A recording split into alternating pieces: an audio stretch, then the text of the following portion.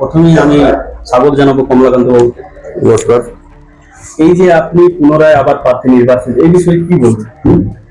তো আমাদের ভারতীয় জনতা পার্টির দল, ওনার দল, যে দল চেষ্টা করে যেটা দুর্নীতিবাজ নয়, মানুষের কাজ করে, সেই সমস্ত ভালো সৎ ব্যক্তিদেরকে টিকিট দেয়। আশা করি আমার কোনো যোগ্যতা আছে, সেই জন্য পেয়েছি। আমরা দেখেছি ইতিমধ্যে এখানে একজন প্রাক্তন বিধায়ক তিনি ছিলেন, তার ছেলে আবার প্রার্থী হয়েছে আপনার বিরুদ্ধে, এই বিষয়ে কি বলছেন? দেখুন, সবাই জানে কাশীপুরের মানুষ, শোভন বেলচরিয়া এবং তার পরিবারটা কিভাবে গরিব আদিবাসীদের জমি লুট করছে, কিভাবে খাস জমিগুলো নিজেদের করছে, এসসিদের জমি লুট করছে।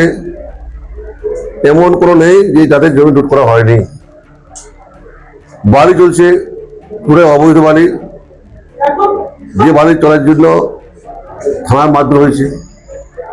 এমনকি আমরা দেখিনি যে মানে পুরো জেলায় থানা স্টাফ আক্রান্ত হয়েছে। এটা একমাত্র সম্ভব কাশীপুরেই। আমরা কাশীপুরে দেখছিলাম যে 18 সালে পঞ্চায়েত থেকে শুরু করে বিভিন্ন সময়ে এই টিএমসির গুন্ডা বাহিনী আমাদের বাসুর বাচ্চাদেরকে আক্রান্ত করেছে। তার থেকে অনেক বড় নেতা, ছোট নেতা আক্রান্ত হয়েছেন, মার খেয়েছেন, কেস হয়েছে।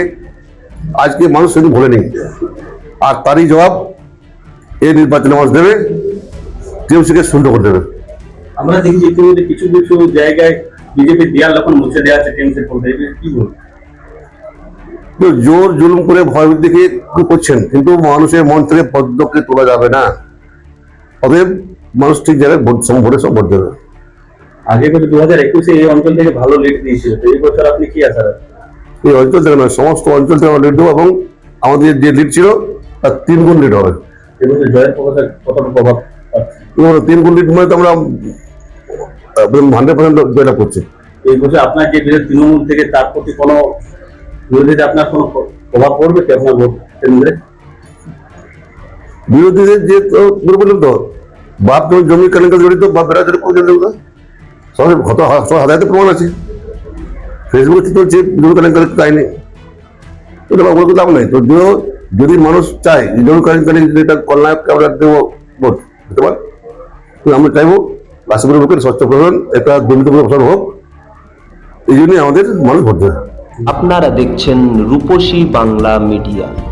এখন একটা ছোট্ট বিরতি, ফিরে আসছি বিরতির পর। পুরুলিয়ায় পাত্রপাত্রী যোগাযোগের একমাত্র বিশ্বস্ত প্রতিষ্ঠান বিবাহ পরিচয়।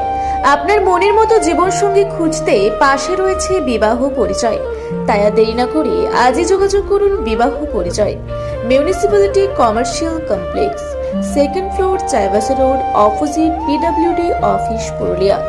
মোবাইল নম্বর 9232440272। ফিরে এলাম বিরতির পর। আপনারা দেখছেন রূপসী বাংলা মিডিয়া।